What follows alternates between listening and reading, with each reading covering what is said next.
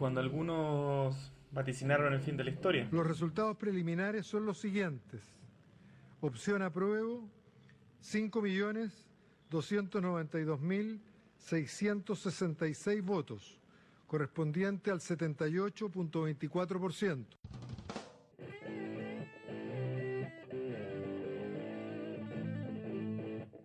La sociedad golpea la cara de quienes se acomodaron en esa falsa realidad. El país y sus conflictos han derramado olas de tinta en especulaciones y hoy son sometidos a test de hipótesis. Bienvenidos a un nuevo capítulo de Test de Hipótesis. Día viernes ya, cerrando una semana con mucha actualidad, discusión política. Y bueno, como siempre, quien le habla, Jaime Flores. No estoy solo acá en este programa. Me acompañan Rodrigo de la Fuente, Bruno Lertora y Javier Acerpa. ¿Cómo están todos? Aquí estamos después de un día, después de una noche bastante sufrida, pero prometemos en este capítulo no hablar de fútbol, así que... Difícil. Sí, es difícil no hablar de fútbol. Pero no, muy contento obviamente por la clasificación de Católica. Listo, eso es todo de fútbol que vamos a hablar. Y bueno, desde el último capítulo han pasado cosas muy interesantes. O sea, por lo menos creo que el fraccionamiento del Frente Amplio, ya quizá incluso podríamos hablar de la disolución del Frente Amplio, Sí. ya marca algo bastante interesante, un precedente muy bueno para lo que se viene a futuro. La muerte de Maradona no pasó. No puede pasar obviamente. No puede pasar, obviamente. El 10% que se aprobó ayer. El también. 10%, exactamente. Entonces, hay un montón de temas. Hoy día la discusión en particular se viene bien entretenida relativa a la Convención Constituyente, así que... Y con un invitado. Como dijiste, Jaime, y con un invitado. Un invitado muy importante que después se los vamos a presentar. Exactamente. Y así bueno, que, vale nomás, Jaime. Para partir el programa vamos a iniciar con una dinámica distinta. La idea es que cada uno hable un minuto sobre un tema cualquiera, puede ser lo que quieran, puede ser de fútbol, de música, actualidad política, lo que quieran, que le haya interesado esta semana. Y me gustaría partir por la Javi, que parte en este programa desde el principio, ¿ya? La verdad es que parte con nosotros, así que... Primer programa completo, así que por supuesto, Javi, parte tú. Bueno, hola Bruno, Jaime, Rodrigo, un gusto estar con ustedes nuevamente. Respecto a mi semana, bueno, muchas de las personas que me conocen saben que tengo un férreo compromiso con las personas privadas de libertad y porque algún día tengamos un verdadero sistema de reinserción o de inserción y no un sistema que aborda la delincuencia solo desde la mirada punitiva, clasista y que acrecienta el contacto criminógeno. Y por lo mismo no puedo dejar de mencionar el que por primera vez en la historia de nuestro país una mujer trans podrá cumplir su condena en la cárcel de mujeres, es decir, por primera vez en la historia de nuestro país se van a reconocer los derechos de las mujeres trans privadas de libertad y se les permitirá cumplir su condena en un penal acorde a su identidad de género. Otra cosa que me gustaría mencionar, ya más como una recomendación a propósito del Twitter de Amazon, que luego tuvo que borrar, es que sugiero que vean la serie chileno-alemana Dignidad en Amazon Prime. Si bien yo encontré que era más policíaca que política, creo que es importante recordar que en aquellos tiempos hubo políticos de derecha que defendieron acérrimamente a Paul Schaeffer, los llamados amigos de Colonia Dignidad, y que hoy siguen en política. Me refiero al ministro Hernán Larraín, a Evelyn Matei, a Juan Antonio Coloma, a Andrés Chadwick, que ya no está, pero en la UDI lo siguen alabando. Y en ese sentido creo que muchas veces se juzga al PC con una vara moral mucho más rigurosa que la UDI, como si la UDI no fuera tan extrema como lo es el PC, pero que no se nos olvide que sus figuras no solo apoyaron una dictadura que terminó con más de 3.000 detenidos desaparecidos o asesinados y 40.000 víctimas de una violencia estatal desatada, sino que también defendieron a un pedófilo incluso cuando había sido expulsado de Alemania por denuncias de abuso y que en Chile dejó a más de un centenar de víctimas. Totalmente. Entramos, pero así. Con todo. Con todo, bien. Sí. Está bien, con energía. Así es como hay que partir los programas. Yo quería hablar de Maradona. Está bien. Rodrigo, no sé si quieres continuar tú. Bueno, yo igual ya dije harto. Hay quizás va a ser algo menos denso, obviamente. Lo que dice la Jaime me parece demasiado interesante. Bueno, yo me quiero referir principalmente a la muerte de Maradona. Pero no desde el punto de vista futbolístico, ¿ah? No desde el punto de vista futbolero, que como saben a nosotros no nos gusta harto, sino que tiene que ver con el punto de vista de los símbolos. Sé que esto quizás no tiene mucho que ver con datos en sí, que es como el valor del programa, pero me parece muy interesante ver cómo los argentinos, el pueblo argentino en general, valora, quiere y respeta tanto a sus ídolos, a sus símbolos. Bueno, con Bruno nos tocó estar allá en el verano pasado, y la forma en la que idolatran a personas como Maradona, Gardel, Charly García, Spinetta, Cerati, es realmente envidiable, comparándola, por ejemplo, con cómo nosotros tenemos a nuestros símbolos, que más bien parecen dividir que unir. Me parece una reflexión interesante e importante. Creo que Diego Armando Maradona tiene sus vicisitudes, como cualquier persona. Es un personaje muy complejo, pero no, qué duda cabe que Gardel no solamente une a Argentina, sino que al mundo. Spinetta lo mismo, Cerati, para qué hablar. Bueno, y hoy día quizá incluso, no sé, Leo Messi, por dar un ejemplo también en la línea futbolera. Así que eso me parece interesante, algo un poco menos denso, pero que encuentro siempre importante recordar la importancia, sobre todo en un proceso constituyente, de los símbolos. Perfecto, Rodrigo. Sin Maradona era imposible que no estuviera en el programa. Imposible. Si Nietzsche estuviera vivo, diría que Dios murió la semana pasada. Bueno, Bruno, adelante. Yo sí, me gustaría comentar por 15 segundos lo que dijo Rodrigo, que lo encontré súper interesante. Efectivamente es medio envidiable como los argentinos, la cultura argentina endiosa a sus ídolos y los recuerda y hace que se una el pueblo argentino por eso. Pero también es preocupante, creo yo, porque los hace mirar mucho al pasado, pero no tener una visión de futuro, que todos sus ídolos tarde o temprano van a morir, y no sé qué será de Argentina después de que todos sus ídolos mueran. ¿Van a ir del recuerdo o van a ponerse a pensar en el futuro? Yo quería hablar de lo que fue esta semana en términos políticos, la negociación del proyecto y la aprobación del proyecto de el 10%, el segundo 10%, los independientes, ¿no es cierto?, que se rechazaron algunas facilidades, pero se aprobaron otras, que por lo menos personalmente creo que está bien el proyecto que se aprobó.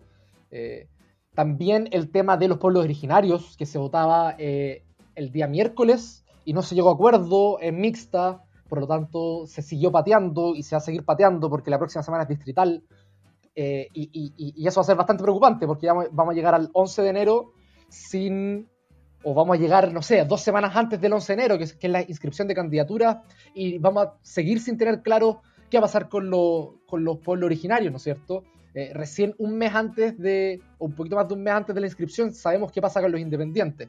Entonces me parece preocupante, pero aún más interesante es lo que ocurrió ayer, que es esta división, ¿no es cierto?, que renuncian 2 diputados del Frente Amplio. Quizás hoy día o mañana vamos a tener noticias sobre el Partido Liberal. ¿Qué hace el Partido Liberal? ¿Se va a salir del Frente Amplio? ¿Se va a ir a Unidad Constituyente? ¿Qué va a hacer el Frente Amplio? ¿O lo que queda del Frente no tan amplio? ¿Se van a ir con el Partido Comunista? Entonces van a ser días muy interesantes los siguientes. La próxima semana va a ser, creo yo, de definiciones. Va a estar ahí súper atentos a lo que ocurra. Perfecto, Bruno. Sí, yo también quiero tocar un tema que tú planteaste, y justamente el tema del Frente Amplio.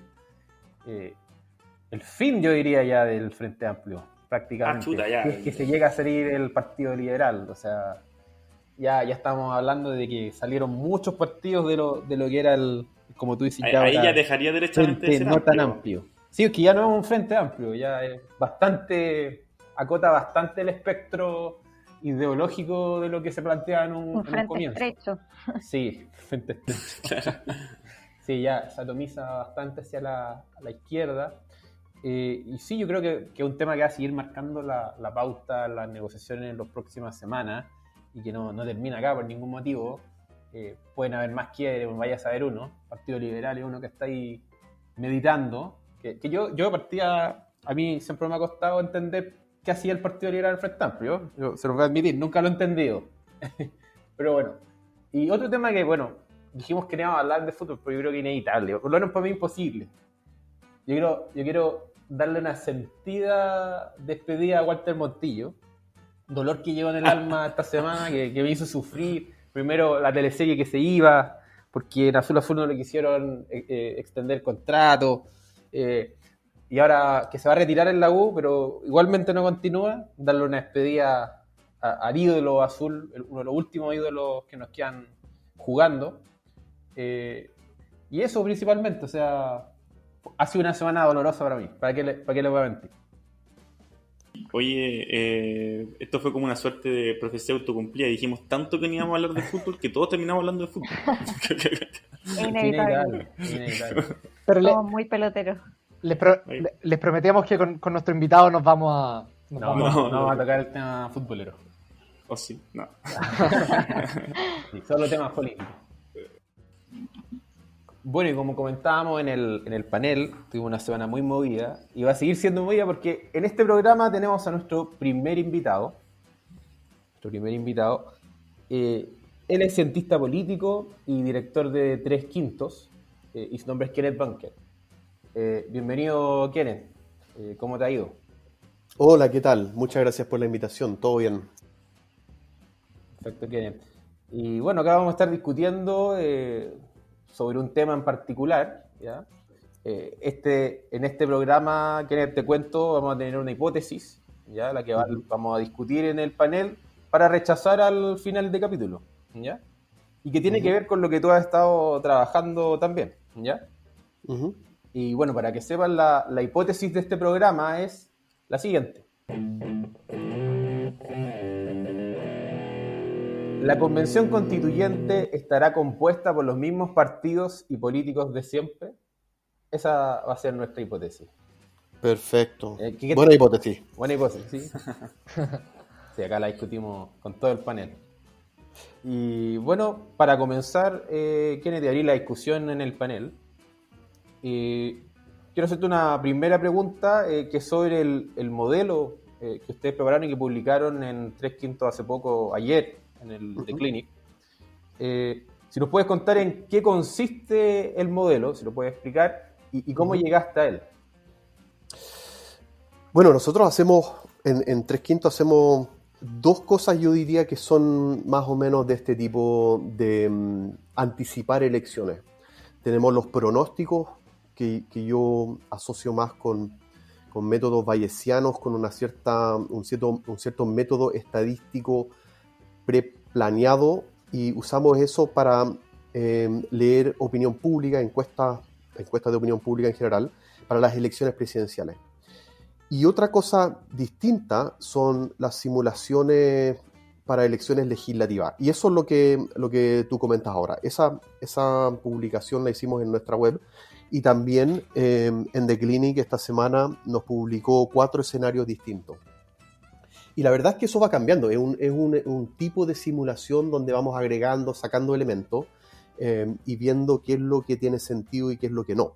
Pero creo que tal vez la mejor forma de partir explicando esto sería explicar un poco, bueno, qué es lo que es una simulación. ¿Qué es lo que es una simulación electoral?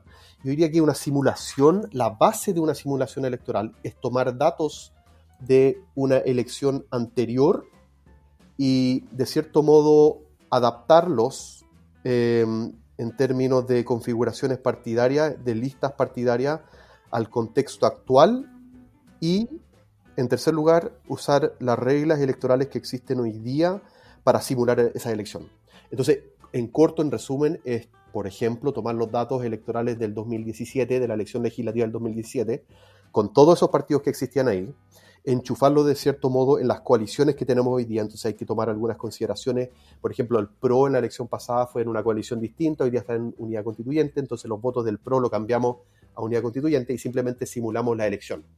Y después de eso tenemos una serie de otros pasos. O sea, En la simulación en la primera simulación que hicimos a principio de año era esencialmente era simplemente mirar los datos del 2017, pero la que hicimos ahora tenemos 10 pasos adicionales para tratar de calibrar esa simulación, porque, bueno, como todos ustedes saben, probablemente toda la gente que nos escucha, han pasado muchas cosas desde el 2017, entonces tenemos que irlo adaptando ahí.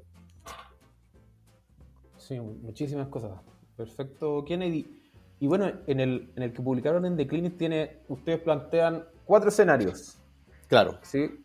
Si nos puedes contar, ya en el primero hablas de algo similar a la concertación, sino concertación 2.0. Claro. Sí. ¿Cómo sería ese escenario? Bueno, lo que hacemos, un escenario en el fondo es una configuración de partidos políticos en listas. Entonces, cada escenario presume que ciertos partidos políticos van a formar ciertas coaliciones. Entonces, el primer escenario que nosotros tenemos, yo le denominé concertación 2.0. Y esto es el caso en que se forma unidad constituyente, por una parte, que ya vemos que unidad constituyente está formado por la DC, el PPD, el PS, el Partido Radical, pero además tiene a Ciudadanos por el lado, yo diría tal vez por el lado del centro, y el PRO por el lado de la izquierda. Entonces está flanqueado por estos dos partidos políticos nuevos. Entonces es como una concertación 2.0, y además de ellos, Chile Vamos, Chile Digno, que es el partido de la coalición del Partido Comunista, el Frente Amplio por otra parte, los republicanos, humanistas, los ecologistas y después los independientes, todos agrupados en una lista. Entonces el primer escenario presume que va a haber una fragmentación total, o sea que cada coalición va a competir más o menos como lo estamos viendo hoy día.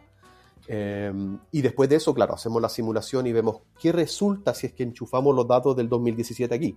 Pero como te explicaba antes, está un poco explicada en esta nota del Clinic y mucho más en detalle en nuestro sitio web, controlamos por un montón de cosas. O sea, estamos diciendo qué pasa con los partidos que entran, los que salen, los que permanecen. Y para darte un ejemplo de ese primer paso de calibración, te doy el ejemplo de Amplitud. O sea, Amplitud fue una coalición que estaba en Sumemos en el 2017, pero hoy día no es un partido político, no está. Entonces, ¿dónde se van los partidos de Amplitud? Y nosotros ahí hacemos una presunción de que esos votos se distribuyen en algunas partes entre el PRI, entre Evópoli, entre Renovación Nacional, que fue la base de esos legisladores que se salieron, y en parte también a Ciudadanos, porque también es parte de un electorado que podría ser un poquito más liberal. Entonces, distribuimos esos votos. También miramos, por ejemplo, los titulares que se cambian. Entonces, tenemos el caso de Marcelo Díaz, que se cambió del Partido Socialista a UNIR, un partido que él está forjando dentro del Frente Amplio. También tenemos que ver qué es lo que hacemos con esos votos. Y después también calibramos claramente por efectos más estructurales, como qué pasa con el contexto social y político, a quién afecta la crisis del estallido social del 2019, etc. Entonces, todo eso, una vez que metemos eso en la juguera, podemos empezar a mirar los resultados. Y lo que yo diría en este primer escenario que tú me preguntas, Jaime, es que la derecha, lo más importante diría yo es que la derecha mantiene el control sobre los 2/3, es decir, saca más de 1/3 de los escaños de esa convención de 155 escaños. Y recordemos también que esto no incluye la esos potenciales 23, 24 escaños reservados que podrían ser para pueblo originario. Pero yo diría que ese es el punto fundamental, y después podemos desglosar en qué es lo que pasa con el otro. No sé por dónde nos vamos aquí. Sí, me gustaría que siguiéramos comentando los otros escenarios, pero primero, este escenario, ¿tú cómo lo ves? ¿Lo es probable, improbable? Bueno, en The Clinic hablan que es improbable. Claro, o sea, lo que nosotros quisimos hacer aquí es retratar cuáles son las opciones hoy día.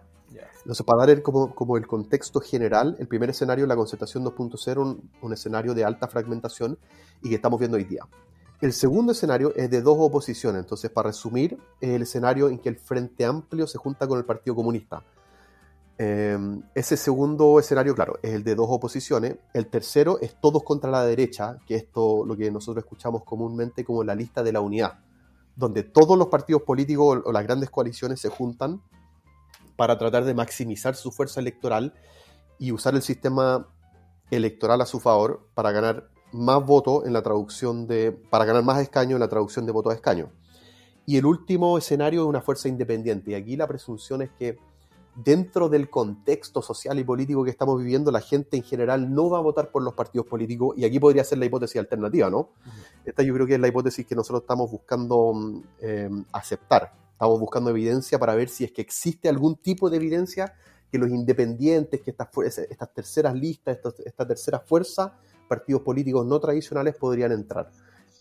Y ahí están los resultados. Entonces, para contestar tu pregunta, bueno, el primer escenario de concertación 2.0, lo que yo comento como cuál es la posibilidad de que esto ocurra, es improbable. Yo creo que va a haber algún tipo de formación entre las listas. Y eso es el segundo escenario, que a mí me parece más probable. Me parece que van a haber dos oposiciones, uno de unidad constituyente, uno del Partido Comunista con Frente Amplio, que me parece todo indica que no estamos moviéndose allá, y después los otros partidos más pequeños.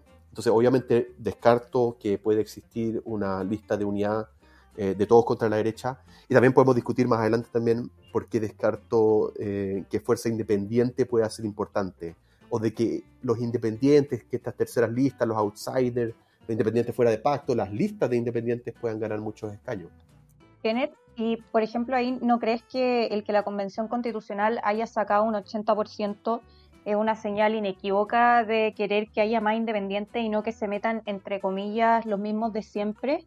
De hecho, por ejemplo, la encuesta Plaza Pública de la cuarta semana de noviembre realizada por la Academ dice que el 84% de las personas quiere que quienes redacten la Constitución sean personas independientes, y solo un 2% quiere que sean militantes de partidos políticos. De hecho, estos partidos políticos son las instituciones en quienes menos confía la gente.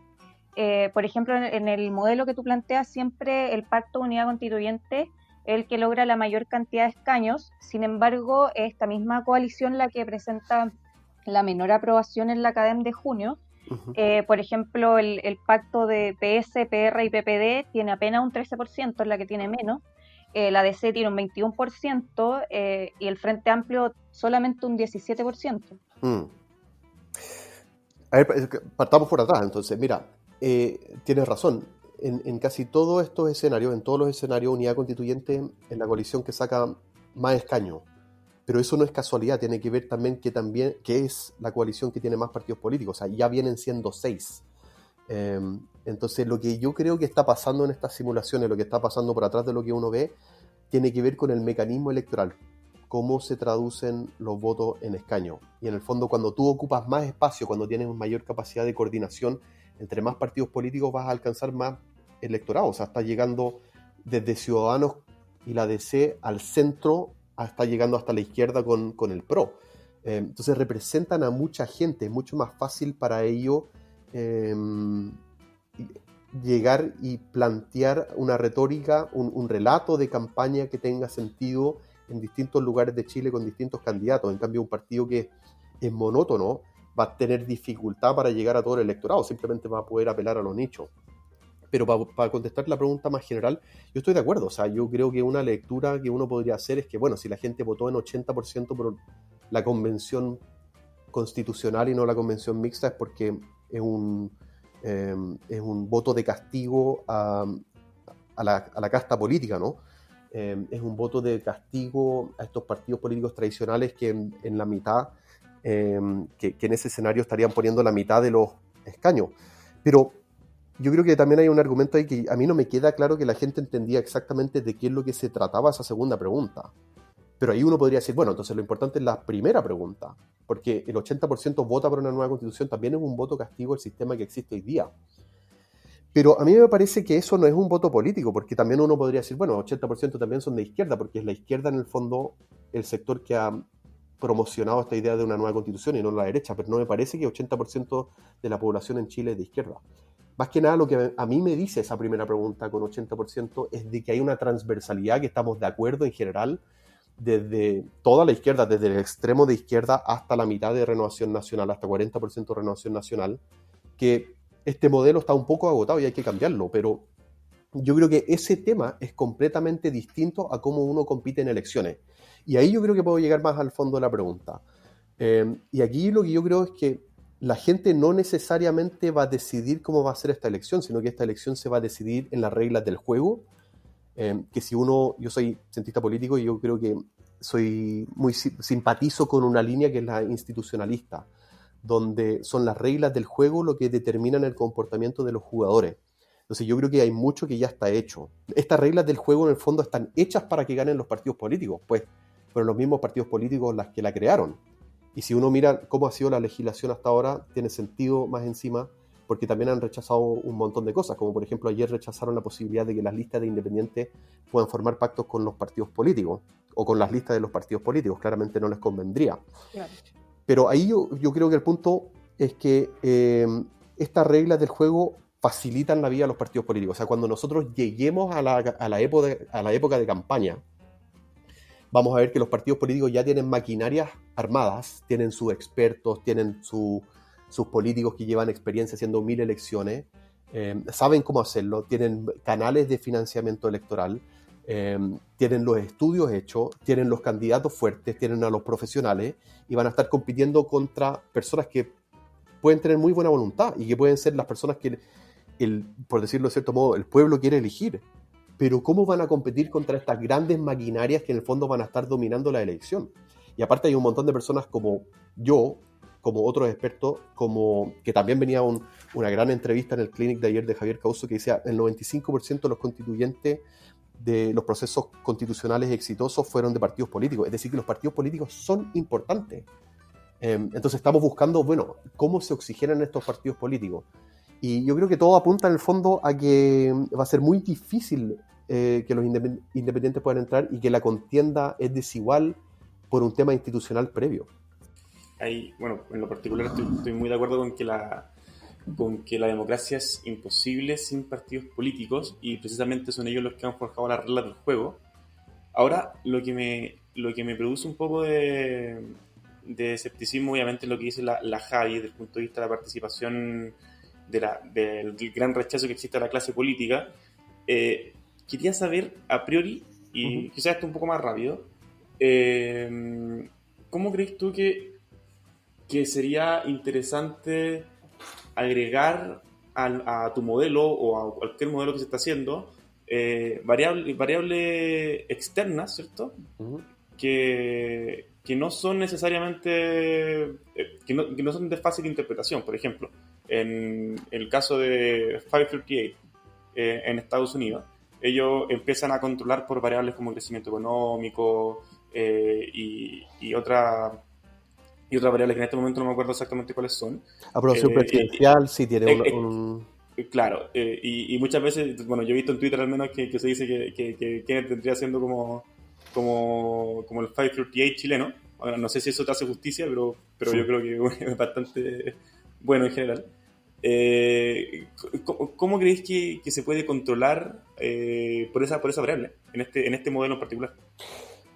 Sí, bueno, es interesante. Obviamente lo de 538 tiene sentido. Yo cuando partí 3/5 el año 2010, lo hice viendo lo que había hecho 538 en el 2008, con la victoria de Obama. Entonces no es casualidad. O sea, y lo que nosotros hacemos, lo que hace 538 en términos de pronósticos presidenciales, lo que nosotros hacemos en 3/5, lo hacen muchos otros. Somos agregadores, en el fondo, de encuestas y de agregadores de datos. O sea, ocupamos datos de distintos tipos para hacer los pronósticos. Y en Chile, lamentablemente, es un campo que no hay mucha competencia. No hay mucha gente que haga esto. A mí me encantaría tener más competencia. Yo cada vez que veo otros pronósticos, personas que hacen pronósticos electorales con modelos que son estables, es decir, uno que no puede meter la mano, la cuchara al último minuto, cambiar los datos, lo aplaudo. De hecho, ayer mismo retuiteé un tuit de Ricardo Baeza, donde él estuvo a 4 puntos usando modelos donde ocupaba solamente datos de Twitter. Y yo creo que toda la información es necesaria. De hecho, en la literatura de forecasting, de pronósticos electorales, hay algo que se llama The Golden Rule, la regla de oro, que mientras más datos puedes usar, de más fuente, mejor. Pero ahí la clave, creo yo, es encontrar cuál es la receta perfecta. ¿Cuál es la receta para hacer un pronóstico que pueda ser estable, que incluya la máxima cantidad de información, que entregue señal más señal y menos ruido? En términos de nuestro pronóstico presidencial, que es un poco distinto a esto y es mucho más complejo y que está publicado en un paper académico que se llama el TSM, el Two-Stage Model, ahí nosotros ocupamos solamente datos de encuesta. No ocupamos datos de elecciones anteriores, son solamente datos de encuestas que vamos calibrando con un proceso bayesiano y de algoritmos de cadenas de Markov, que son simulaciones electorales que pasan de 10.000 a veces lo hacemos con 100.000. El problema es que con las simulaciones que estamos haciendo ahora ya nos estamos demorando como 4 horas por capacidad de computadora, entonces realmente tengo que escoger cuándo hago las simulaciones porque no puedo ocupar el computador si está funcionando esta máquina. Tengo que apagar un montón de otras aplicaciones porque mi computador no me da.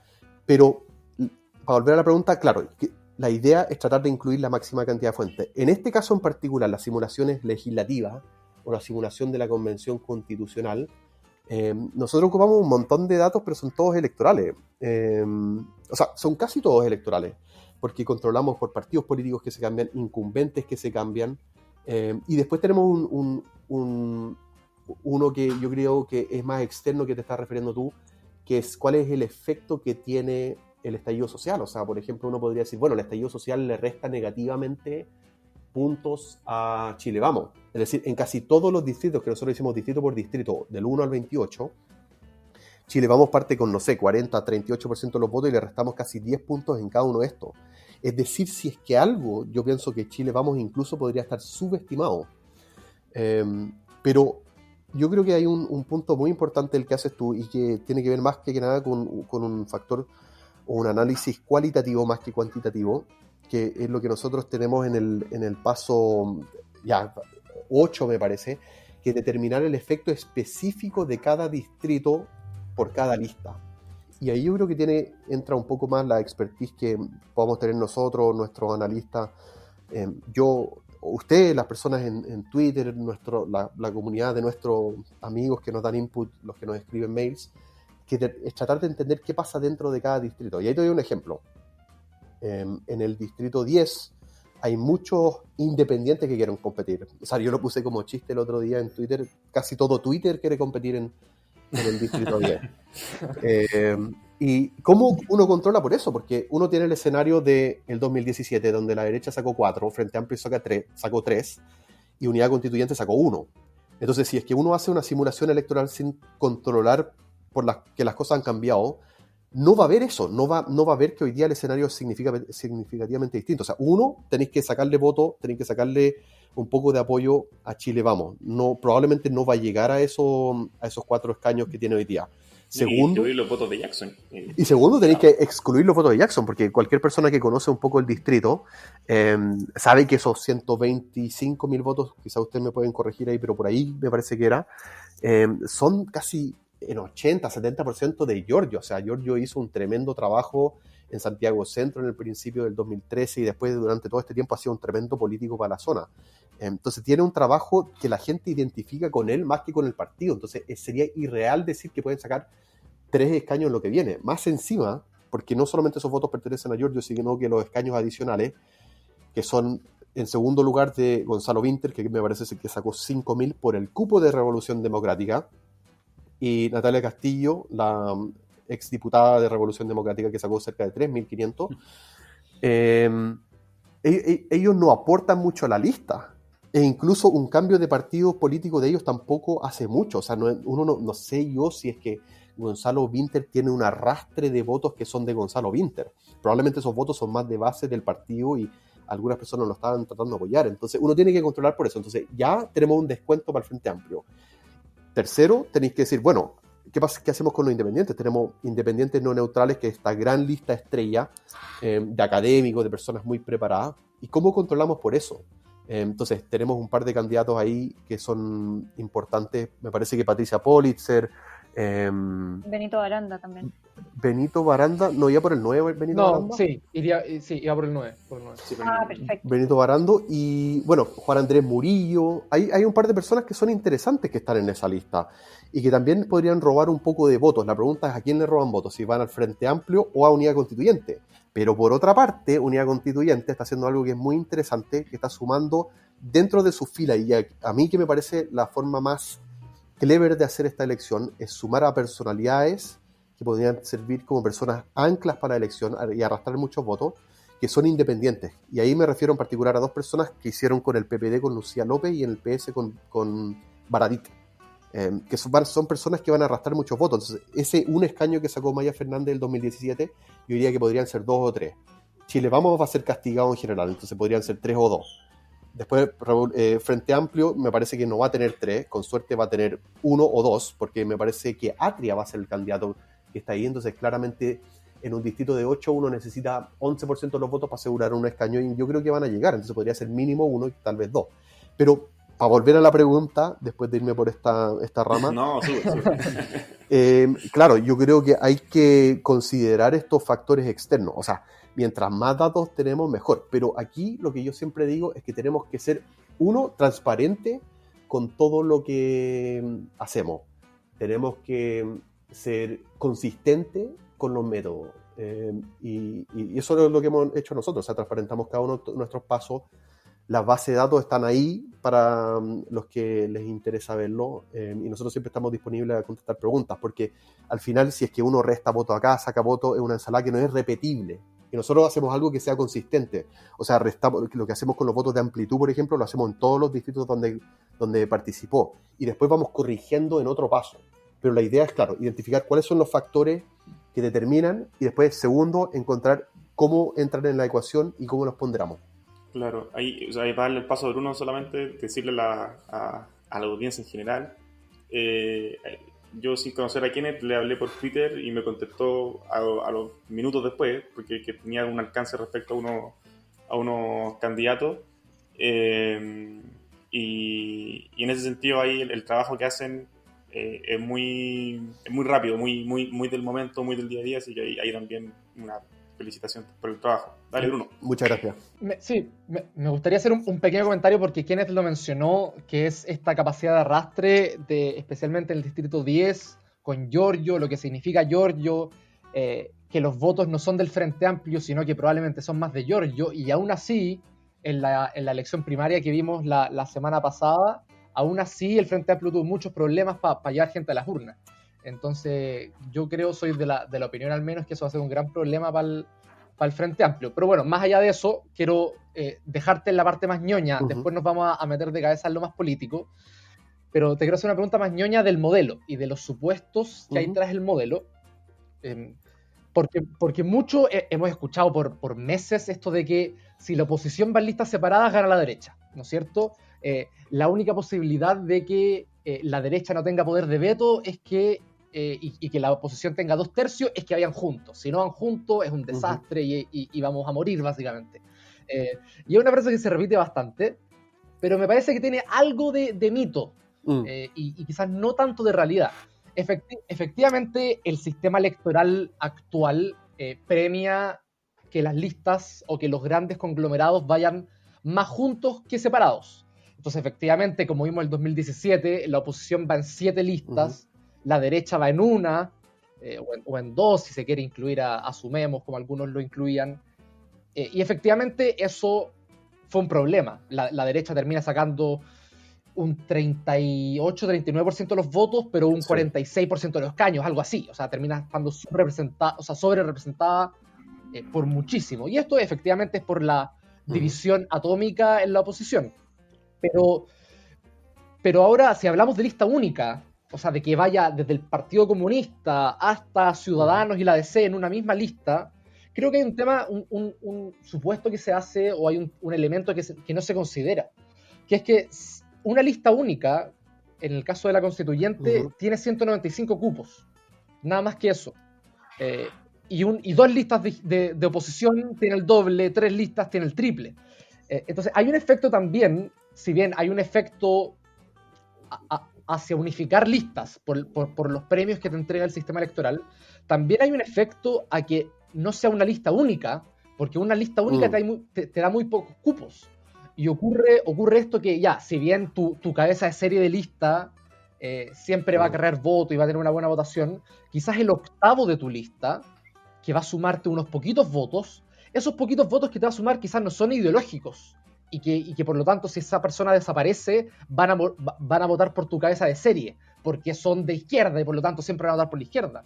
Quizás esos votos son animalistas, por decirte algo, y si no votan por ese candidato, van a votar por la derecha, o son personas desencantadas, y por lo tanto, si no votan por ese candidato, no van a ir a votar. Entonces me gustaría saber si es que incluye de alguna forma este efecto que tiene el hecho de ir en listas únicas o en menos listas. Ese hecho tiene efecto sobre la cantidad de cupos y la cantidad de candidatos que al final la oposición va a llevar. Me gustaría saber tu opinión al respecto y si de alguna u otra forma lo incluyes en tu modelo. Sí, es una pregunta interesante. Déjame tratar de desenredar todo esto, porque hay varias ideas metidas.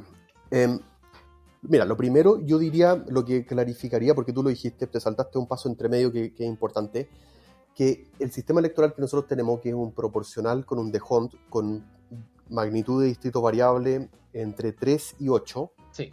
no fuerza que los partidos vayan en coaliciones, sino lo que hace es que premia a las dos grandes coaliciones que llegan primero, y perjudica al tercero. Es decir, la sobrerepresentación de Chile Vamos, que tú dijiste que va de 38 a 45 en la traducción de voto a escaño, es decir, sacaron 38% de los votos, ganaron 45% de los escaños, lo hacen a costa de las listas más pequeñas, pero no de la segunda lista, sino que de la tercera hacia abajo. Perfecto. Y ya cuando llegáis a la quinta lista, ya es más o menos proporcional. O sea, si tú llegaste con 5% de los votos, vas a sacar 5% de los escaños, y después finalmente la cola son los más perjudicados. Obviamente, si sacáis 3% de los votos a nivel nacional, no vais a sacar ningún escaño, porque el mínimo teórico que podríais necesitar son 11% de los votos en un distrito de 8, y ya tenéis 9 candidatos compitiendo ahí. Entonces es difícil. Pero lo que quiero decir con eso es que el sistema electoral premia las dos listas mayoritarias. Entonces, la hipótesis que yo estoy trabajando en este estudio en particular, y lo que está dando vueltas en Twitter en general, en parte, pero también es una representación de lo que están pensando las personas que hacen esto dentro de los partidos políticos, es: podemos de alguna forma, de la mejor forma posible, como lo planteaste tú, llegar a los 2/3. ¿Hay alguna posibilidad de que alguna configuración de los partidos políticos en algún tipo de lista pueda alcanzar los 2/3? Y esto es lo que yo estoy mostrando aquí. Hay 2 hojas en The Clinic donde salen 4 escenarios distintos, y cada uno de estos 4 escenarios muestra qué pasaría. Llega la oposición completa hasta el mejor de los casos, que es el escenario 3, el que se llama todos contra la derecha. Llega a esos 2/3, y lo que están mostrando estas simulaciones es que no. Y como yo ya dije, a mí me parece que estas simulaciones también están subrepresentando un poco a la derecha. Entonces, en el fondo, creo que es difícil ver que lleguen a los 2/3 solamente por razones mecánicas. Ahora, un segundo factor que me parece que es un debate mucho más interesante y mucho más obvio, porque yo creo que cualquier persona con un poco de entendimiento política va a decir: es realmente imposible que la derecha saque menos de 1/3 de los votos. Segundo corolario, es imposible que llegue tercero a la elección. Incluso si la oposición va en toda junta, va a llegar segundo. Si va separada, la derecha va a llegar segundo. Entonces ya va a estar subrepresentada. Entonces saca solamente 1/3, va a sacar un poco más por razón del sistema electoral. Entonces ya uno dice, bueno, es prácticamente obvio que no va a sacar menos de 1/3 de los votos, por ende, y si llega segundo en la lista, va a tener más de 1/3 de los escaños. Pero este ejercicio prueba aquello. Pero la pregunta es: ¿qué hacen los partidos políticos en la negociación para forzar ese escenario 2/3? Y por ahí yo lo escribí, que a mí me parece que el costo de formar una gran coalición de una lista única para intentar llegar a 2/3, que ya es improbable, podría tener costos políticos que son incluso mayores que llegar a esos 2/3. ¿Y a qué me refiero con eso? Lo hago con un ejemplo. La razón por la cual se reformó este sistema electoral y por qué finalmente se pudo hacer no fue solamente por los votos de amplitud que lo permitieron hacer legislativamente y llegar a esos 3/5, los 2/3 en su momento, sino que fue porque los partidos de la izquierda habían crecido tanto que no cabían tantos candidatos en distritos de 2. Claro. O sea, piensa que esta gran coalición de la Concertación eran 2 candidatos, en el binominal eran 2 candidatos por cada distrito, no cabían todos. Entonces tenían que ampliar la casa, y eso es lo que hicieron cuando hicieron esta reforma electoral. Entonces, ya ampliaron la casa y vimos los resultados. Entonces, con esas coaliciones que había en 2013, que eran mucho más pequeñas que las que están hoy día, y esas coaliciones que había en 2017 no alcanzaban. Entonces, si tú me dices, una coalición como unidad constituyente, que tiene 2 partidos más de lo que era la Concertación, tiene 6 en vez de 4, va a estar dispuesto a negociar con el Frente Amplio, con el Partido Comunista y meter a 15 personas en una casa donde caben 4, a lo más 6, me parece impráctico. Me parece absolutamente absurdo en términos políticos una negociación del estilo, porque simplemente no van a convivir, no pueden convivir juntos. Y ahí hay un montón de razones políticas que estamos viendo todos los días. O sea, el Frente Amplio está completamente fragmentado. Dentro de Unidad Constituyente tenéis personas que van desde Marco Enrique Ominami y Andrés Velasco. Entonces, ¿cómo van a convivir? ¿Cómo vas a hacer esas listas electorales? Y segundo, ¿qué pasa con todas las personas que tú dejas fuera? O sea, tú vas a tener esos candidatos, los 95, 96 que menciona Bruno. ¿Y qué pasa con los que quedan fuera? ¿Qué pasa con los que no compiten? ¿Van a quedar felices o van a ser outsiders de todo este proceso? Entonces yo creo que en el fondo, para responder la pregunta, yo creo que en este análisis costo-beneficio, el balance entre tratar de llegar a los 2/3, que sabemos que es improbable, por un lado podemos llegar a los 2/3, pero ganamos, o es una victoria pírrica en el sentido de que en el intento de hacerlo no llegamos a los 2/3 y creamos un montón de problemas más dentro de la oposición y llegamos a la convención constitucional donde tenemos que fijar las reglas permanentes de nuestro país por los próximos 40 años completamente dividido y con una derecha unida. Entonces me parece que por el lado político es un absurdo y por el lado técnico no tiene sentido. Ya, yo también me quiero ir quizá un poco a lo político, no alejándome tanto de los datos, pero quizá hay factores, como decís tú, que son cualitativos y que son obviamente difíciles de modelar. Pero hay uno en particular que a mí me interesa mucho y que creo que se ha hablado poco, que es la cantidad de elecciones que tenemos en el próximo año. Tenemos muchas y no hay tanta gente para tomar todos esos cupos. Por dar un par de datos, tenemos elecciones a Cores, tenemos elecciones a diputados, tenemos elecciones a gobernadores regionales, tenemos los constituyentes, alcaldes, concejales y en la guinda de la torta, ¿cierto?, el presidente. Y esto obviamente va a obligar a los partidos políticos y a los pactos políticos, ¿cierto?, a generar una oferta de, en el caso de diputados, 183 en todo el país. Cada pacto tiene que lanzar al menos 183 candidatos. Los constituyentes, casi similar, son 195.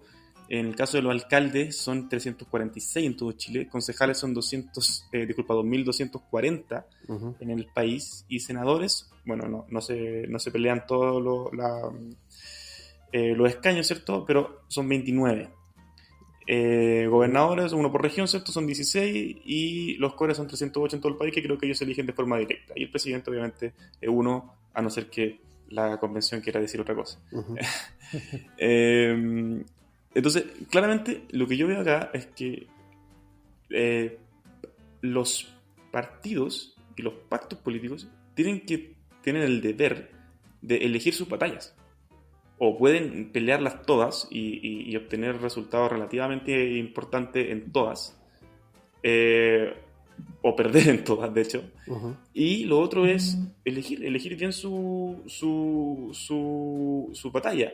Lo que yo veo, por ejemplo, por parte de la derecha, y esto ya más político quizá, es que para ellos la convención constituyente es una batalla mucho más importante, por ejemplo, que las próximas elecciones parlamentarias, por ejemplo.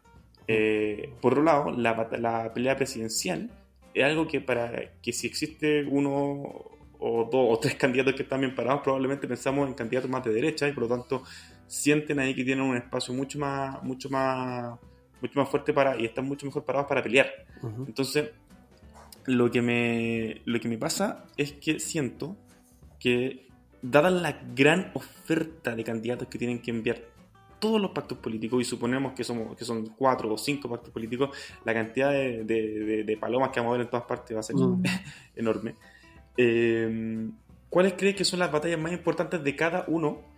Y si eso va a significar, por ejemplo, que la derecha va a terminar lanzando, no sé, a los Avengers, ¿cierto?, a la constituyente, y probablemente dejen de lado un poco la parlamentaria, en términos de personajes políticos, y eso obviamente también va a tener repercusiones sobre el modelo y también respecto a la hipótesis que estamos tratando en este momento.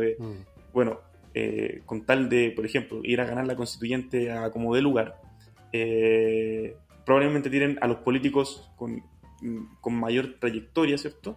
Y no personajes nuevos, por ejemplo, y eso quizás lo tienen para la parlamentaria. Esto ya es mera especulación, pero lo dejo ahí. Bueno, buena pregunta y compleja también. Bueno, yo debo decir que soy de la escuela que piensa que todo se puede cuantificar, lo que trae hartos dolores de cabeza, porque probablemente mucho no se puede. Pero partamos por ahí, pues. Miremos un poco cuál es el escenario. Tú dijiste que podrían haber 4 o 5 listas. Yo pienso que podría ser mucho más.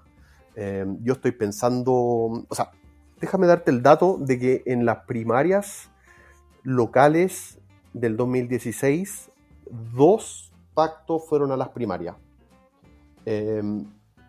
Y en la elección final terminaron compitiendo, si es que no me equivoco, 29 listas. 29 listas distintas para alcaldes y concejales. La suma de listas que son distintas. Y ahí tenía una elección que también es fragmentada, porque en concejales se eligen 6, 8 o 10 dependiendo de la población de la comuna. Y fueron 27 listas con 2 listas que fueron a primaria nomás. Este año tuvimos 4 listas a primaria, y lo que viene tenemos un escenario que está mucho más fragmentado que antes, y tenemos una oferta de partidos políticos muy similar a lo que existía en ese tiempo, que son cerca de 20 partidos políticos inscritos. Entonces, si tú me preguntáis a mí cuántos partidos políticos van a competir en la próxima elección, yo creo que 4 o 5 listas es muy bajo. Pueden ser 4 o 5 listas que tengan votos que sean relevantes, pero el ruido que te van a generar las otras listas que van a competir, yo creo que va a ser muy alto. Yo creo que fácilmente podrían competir 15, 20 listas en las próximas elecciones, si es que contamos todas las listas de los independientes, o Fuerza Patriótica, Unidad Patriótica, ¿cómo se llama esa lista de el 2017 que compitió en todo Chile? Unión Patriótica. Unión Patriótica, claro. Llevó a candidatos en todo Chile y se inscribió a último minuto y nadie sabía quién eran. O el Partido de Trabajadores Revolucionarios también compitió y nadie sabía quién eran, y no sacó ningún escaño, pero también desordenaron un poco las elecciones en esos lugares. Entonces, bueno, el cálculo que tú hiciste, yo lo hice y sumé todos los candidatos que podrían existir en un caso que existiera una fragmentación máxima, y calculé que podrían ser hasta 17.000 candidatos solamente en la próxima elección de abril, que es un tremendo número de candidatos. Entonces, obviamente uno dice, bueno, ¿de dónde vamos a sacar los nombres? Habría que privilegiar un poco algunas batallas, pero yo creo que eso pasa también en todas las elecciones. O sea, los candidatos que son conocidos tienden a que les vaya un poquito mejor, y los candidatos conocidos tienden a ser los que ya estaban. Pero ahora también me da la sensación de que va a llegar mucha gente nueva. Hay muchos políticos que yo creo que no se van a atrever a participar en la Convención Constitucional, porque hay un sentimiento antipartidario, un sentimiento antipolítico, antitradicional. Pero eso no significa que los partidos políticos les vaya mal. O sea, van a ganar los partidos políticos en el sentido de que va a ganar Lucía López en el PPD por el distrito 10. Y obviamente ella va a estar atada a un partido político que va a proveer financiamiento, que va a proveer grupos de expertos para manejar eso. Pero bueno, el próximo año tenemos varias elecciones, entonces lo que yo estoy mirando ahí también, que creo que es importante, es cuál es el timing y cómo una elección influye en la otra. Y ahí yo creo que una de las cosas importantes que va a pasar va a ser que la nominación de los candidatos presidenciales tiene que ser después y no antes de la elección de constituyente. Esa elección es en abril, y si es que no me equivoco, los partidos políticos tienen que nominar a sus candidatos presidenciales ya en mayo. Ya debiese estar listo en mayo ese debate. Entonces los resultados también van a afectar esa elección. Y sobre la nominación de candidatos en distintos lugares, mira, yo creo que la constituyente no importa dónde se gane. Yo creo que el número es lo más importante. Cuál va a ser la configuración y la distribución de los distintos partidos políticos, las distintas listas electorales. El mismo caso de los 2/3, de los 3/5, de cuál es el porcentaje de personas que tú vas a tener en esa convención. Y ahí déjame agregar una cosa que yo estoy mirando muy en detalle, y creo que también va a ser interesante y un insumo para el debate más adelante, que es, ustedes vieron estos modelos. Cualquier persona que está mirando el sitio web ahora puede estar mirando que tenemos un gráfico de los escaños, de los 155 escaños de la Convención Constitucional, y tenemos una línea que marca los 2/3. Entonces hoy día la hipótesis es, bueno, se puede llegar a pasar esos 2/3 y puede ser una convención dibujada, una constitución redactada unilateralmente por un sector político o no, y lo que nos está diciendo los datos es que no. Y alguien el otro día me sugirió en Twitter, me dijo, pero Kenneth, ¿por qué tienes los 2/3 hacia el lado de la izquierda y no hacia el lado de la derecha? Y es una buena pregunta, pero es una pregunta que tiene sentido, me parece, solamente después de la elección. Hoy día lo importante es ver si es que la izquierda puede llegar a los 2/3, porque obviamente sabemos que la derecha no va a llegar. Pero una vez que se sienten esas personas en sus escaños a legislar, la pregunta es ¿qué tipo de quórum estamos buscando? Y ahí tiene sentido eso. No solamente tiene sentido pensar en que los grandes acuerdos se van a forjar de izquierda a derecha y buscar esos 2/3 hacia allá, como está puesto en el gráfico hoy día en el sitio web, sino que también pueden haber algunos proyectos de ley donde sea de derecha a izquierda. O sea, los 2/3 yo me imagino que también se pueden crear considerando a toda la derecha, a unidad constituyente, y que los únicos que lo van a querer bloquear, por ejemplo, la independencia del Banco Central, van a ser los que son más de extrema izquierda, como el Frente Amplio y el Partido Comunista. Entonces ya tenéis dos modelos de tipo de legislación dentro del Congreso. Tenéis uno, que es el que estamos hablando hoy día, que son de la izquierda a la derecha, después tenéis otro de la derecha a la izquierda, y otro que me parece incluso más interesante, y yo creo que vamos a tener que empezar a pensar en mayor detalle, que una donde los 2/3 se dan en el medio. Y también subí esa foto alguna vez a Twitter donde pongo el 1/3 por un lado y el otro tercio hacia el otro lado. Entonces la gran mayoría de las decisiones se van a estar tomando entre los sectores más moderados de Chile Vamos y los sectores y el sector en general de la unidad constituyente, el votante medio ahí. Entonces, eso yo creo que podría ser un insumo para pensar hacia más adelante. Perfecto, Kenneth. Ahí también me gustaría hacerte una pregunta volviendo al tema de los escenarios que tú planteaste para la convención, específicamente para el cuarto, para el de los independientes, ¿ya? Uh-huh. ¿Qué escenario en el fondo o qué factores ves tú para que se dé este escenario en donde los independientes sí tienen una mayor representación dentro de la convención? Y también, ¿qué cosas crees tú que podrían ocurrir para que este escenario se exacerbe y quizás sean muchos más los independientes que participen de la convención? Porque bueno, en la discusión, como en el ambiente en general, está esta discusión de no querer a los políticos y que sean los independientes los que estén dentro de la convención, y que es un discurso que igual vende harto. Uh-huh.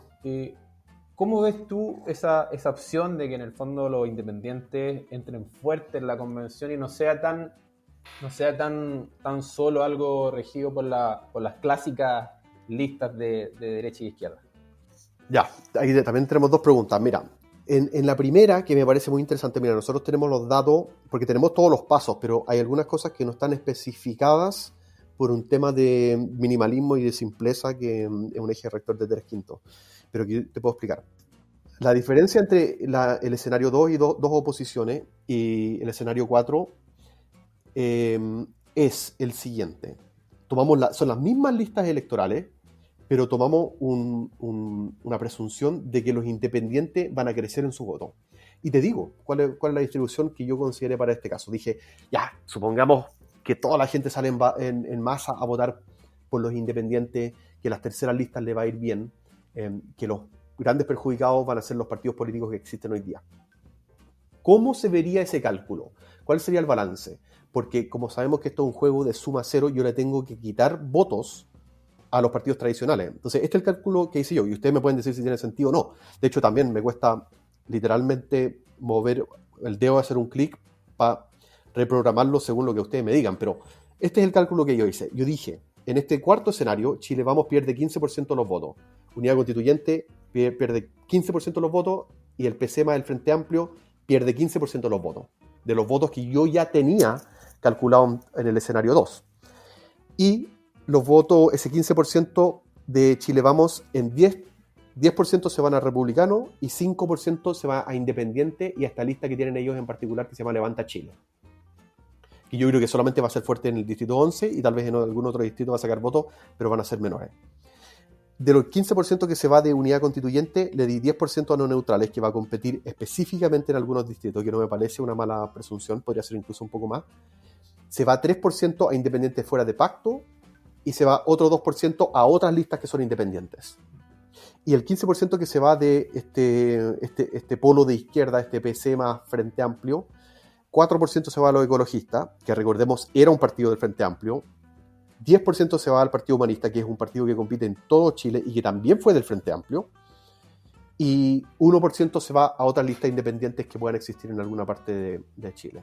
Entonces con eso tú ya restaste 15% a estos grandes conglomerados. Y este es el resultado, el que ustedes están viendo ahora en escenario 4. Eso es un caso donde las grandes coaliciones pierden 15% de los votos. Y lo que tú estás viendo aquí es que no ganan nada. O sea, es muy poco lo que finalmente obtienen.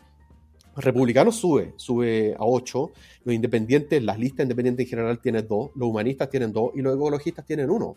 O sea, los mismos ecologistas, me estaba hablando el otro día Félix González por Twitter, me decía, oye, pero ahora tenemos muchos más candidatos. Sí, tienen más candidatos, pero están solos, el Partido Ecologista Verde está compitiendo solo. En 2017 compitieron dentro del Frente Amplio. Entonces el escenario es bastante distinto. Entonces yo por eso, o sea, yo creo que ahí hay una gran razón para rechazar. Y ustedes me pueden decir, pero Kenneth, 15% es muy poco, réstale 20% a Chile, vamos. Yo te diría, bueno, me parece que sería mucho, pero hagámoslo. Incluso si tú le vas subiendo esa votación de a poco, el margen que pueden tener los partidos políticos más pequeños es muy bajo. No podrían sacar tantos escaños tampoco por cómo funciona el sistema electoral. Y solamente si sacan escaños serían en los distritos que reparten más escaños, que son los de 8 y los de 7. Que tampoco son tantos distritos. Entonces, a las personas que a mí me están diciendo, bueno, los independientes no, si les va a ir bien, pregúntenle a Pepe Out. Pepe Out sale ahí mismo comentando mi simulación y dice, no, yo creo que los independientes les va a ir mejor. Pregúntenle, bueno, ¿dónde? O sea, a mí me encantaría saber, ¿dónde tú crees que a los independientes les podría ir bien? O sea, yo te puedo dar un independiente en todos los distritos de 8, pero no son muchos, etcétera. Claro. Y la segunda parte de tu pregunta es, bueno, obviamente estamos en un momento crucial de la política en nuestro país y obviamente queremos que salgan nuevas voces, ¿no? Queremos oxigenar la política y que los independientes formen parte de este nuevo Chile. ¿Cómo se hace? Bueno, ahí yo sigo bastante crítico con esta formación de listas de independientes solos. Yo creo que esa no es la respuesta. Yo creo que la respuesta al problema político, aunque suene redundante y cliché, es que los problemas de la política se resuelven con más política. Y a mí me gusta, miro con buenos ojos, aparte de no ser partidario, por ejemplo, de Baradit, de que él haya escogido competir por un partido político en vez de ir por una lista independiente. Yo creo que personas como esas podrían fijar precedentes para oxigenar partidos políticos más adelante. Yo creo que personas como Baradit le sirven al Partido Socialista para renovarse. Yo creo que personas como Lucía López les sirven al partido, el PPD, para renovarse. Entonces, yo creo que ese es el punto. Y ahí tenía otro dilema, que es cómo consigues que los partidos políticos le den cupo a los independientes sin alienar a sus bases. Y cómo haces que los independientes quieran competir dentro de partidos políticos que ya están desprestigiados. Entonces, ese es otro problema, pero eso ya es más una conversación tal vez más larga. Para otro programa. Otro programa, totalmente. Sí, bueno, y también aprovecho de recordarle a las personas que nos escuchan que pueden entrar a 3/5 y revisar estos escenarios. Están muy detallados, o sea, sale la cantidad de escaños aproximado que va a sacar cada lista, así que ahí lo pueden revisar también para que tengan un insumo importante, ¿ya? Y bueno, también cerrando un poco, Kenneth, ahora yo creo que después de tantas deliberaciones ya empiezan a bajar algunas ideas sobre la hipótesis.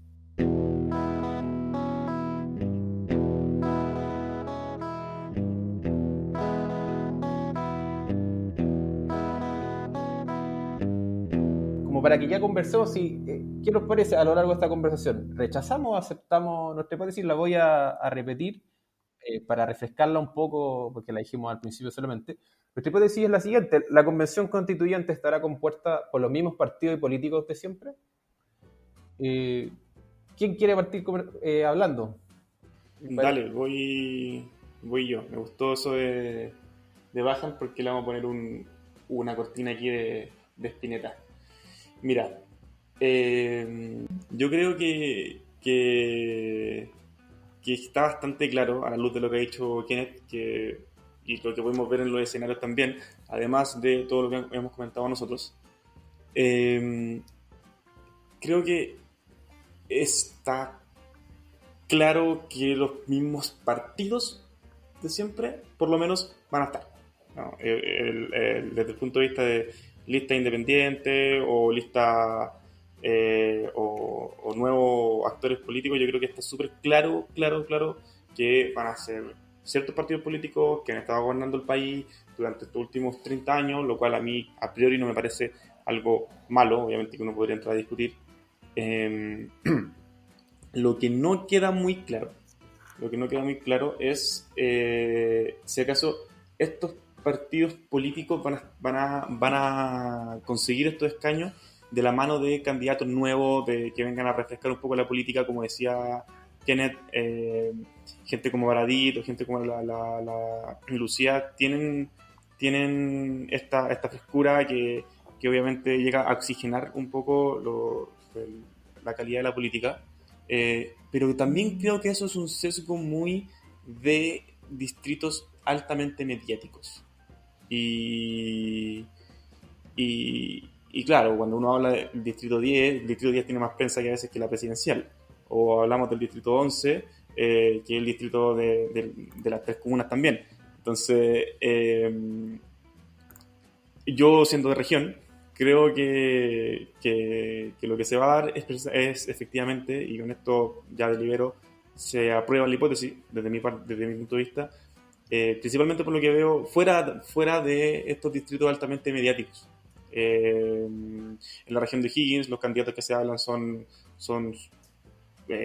bueno, además de ser de partido tradicional, son personas que han estado vinculadas a la política durante toda su vida, y ahí podríamos quizás en un capítulo extendernos y hablar de todas aquellas regiones obviamente que no tienen la atención de Twitter por decirlo de alguna forma. Así que eso, yo por lo menos apruebo la hipótesis. ¿Voy yo? Bueno, dale. Sí, dale, Kenneth. Mi formación académica me obliga a comentar algo.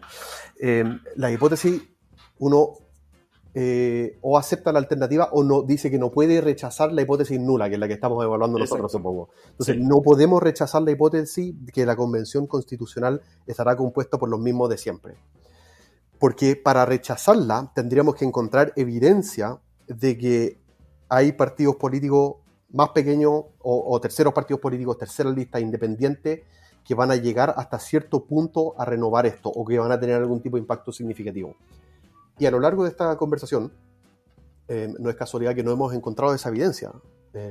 Y yo creo que, claro, tal vez yo no soy o sea, yo me metí a verlo. A mí me encantaría decir, claro, esta va a ser una constitución de la gente y va a estar la señora Juanita y la tía Pikachu y todo, pero no lo veo. Lamentablemente, yo no lo veo. Yo me abro absolutamente a la posibilidad de que pueda existir. Es posible, tampoco sabemos, uno, cuál va a ser la conformación de la lista, no sabemos quiénes van a ser los candidatos, entonces también podríamos repetir este debate después del 11 de enero, porque ahí seguramente vamos a actualizar nuestras simulaciones con las listas nuevas y con los candidatos para hacer esas correcciones específicas. Pero lo que tenemos... fichado para esa fecha? Encantado. Pero no tenemos la evidencia en la mano. O sea, a mí me costaría aceptar la hipótesis alternativa de que puedan existir independientes. Pero también los invito a buscarlo. O sea, ustedes en este podcast mismo también me imagino que van a estar hablando harto de política y de candidatos a lo largo de todo este ciclo que viene. Entonces, invitar a personas que les digan. O sea, que yo creo que hay que buscar, bueno, ¿dónde pueden ganar los independientes? ¿Dónde tienen posibilidades? Y claramente ahí lo podemos considerar, pero esa es la evidencia que estamos buscando y entonces, como resumen, creo que no está. Yo no la veo. Voy yo ahora con la deliberación. Personalmente yo rechazo la hipótesis porque no creo que la composición de la Convención Constitucional sea una representación de los mismos de siempre, a pesar de que los partidos políticos sí sean los mismos de siempre. Creo que la inclusión de independientes en la lista de los partidos va a cambiar la composición de los escaños. Por ejemplo, el PPD ya anunció que la mitad de sus candidaturas van a ser independientes y creo que el odio y la desconfianza popular hacia los partidos y los políticos se va a utilizar como una estrategia política. Si Unidad Constituyente, por ejemplo, lleva muchos independientes en sus listas y Chile Vamos lleva puros políticos tradicionales, tomando en cuenta lo dicho por Jaime Belolio, quien aseguró que hay ministros, subsecretarios y otras autoridades que han manifestado su interés para ser constituyente.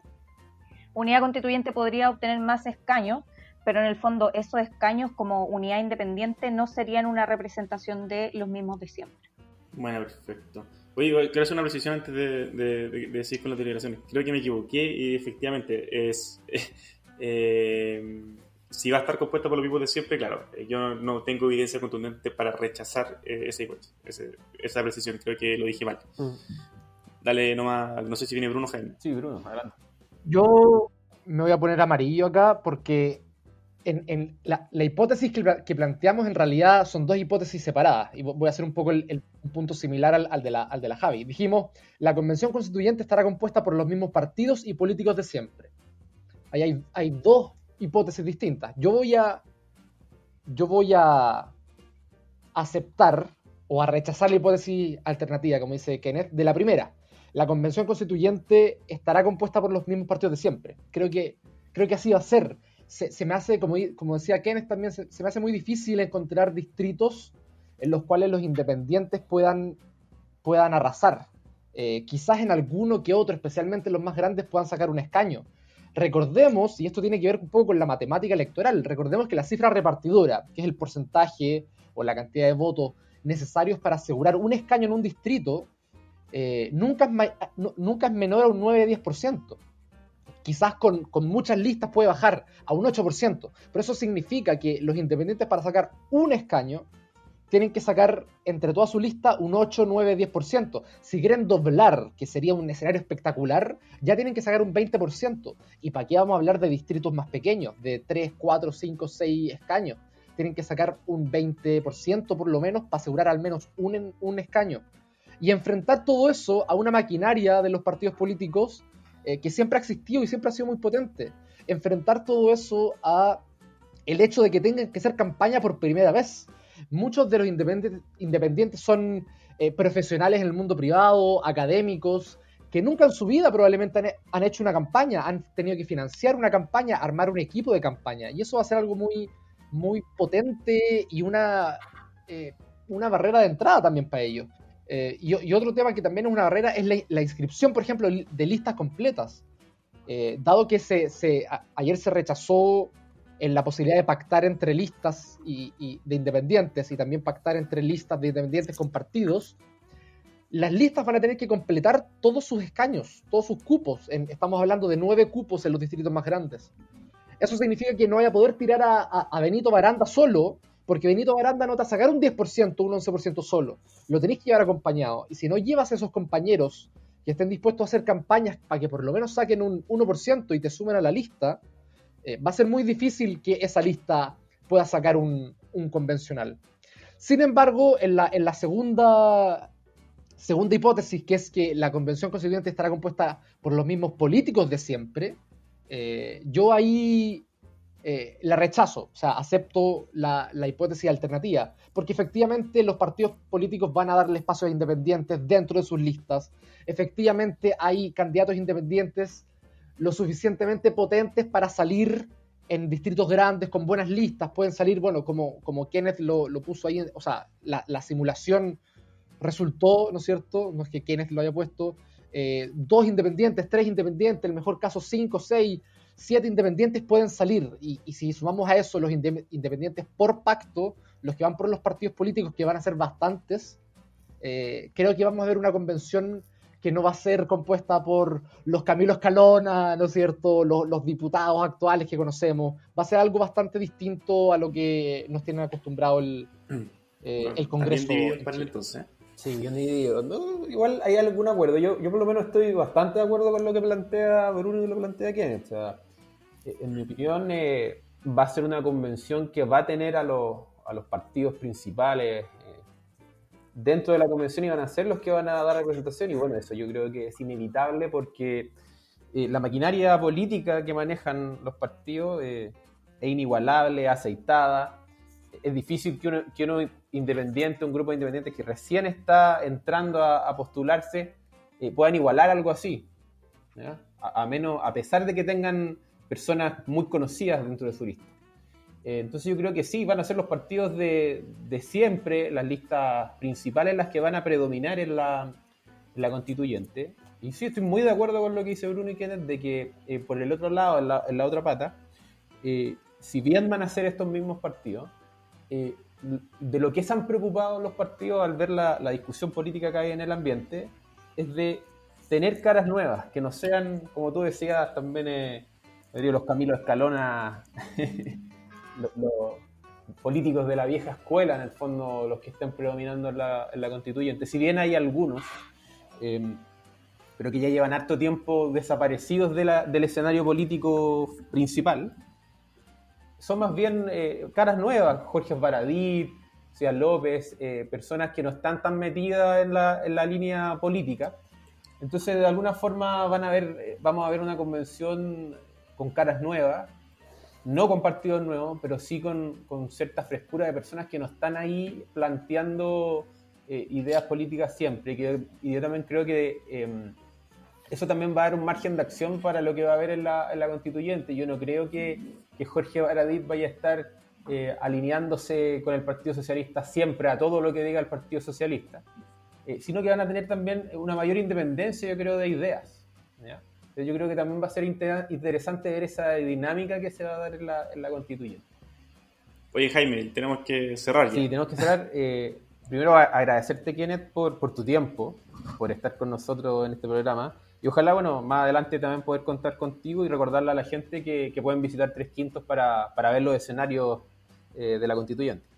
Y suscribirse también. También, por supuesto.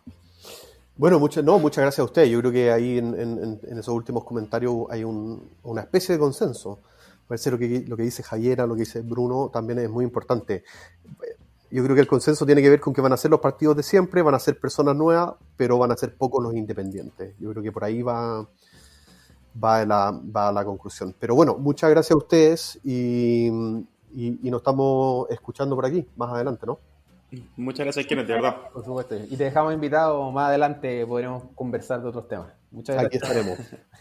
Muchas gracias. Chao. Bueno, y así llegamos al final de este programa Desde Hipótesis. Lo esperamos en un próximo capítulo y vamos a seguir con esta dinámica de tener invitados y que aporten a nuestras discusiones, a la discusión política que estamos viviendo actualmente. Así que muchas gracias y que tengan un muy buen fin de semana.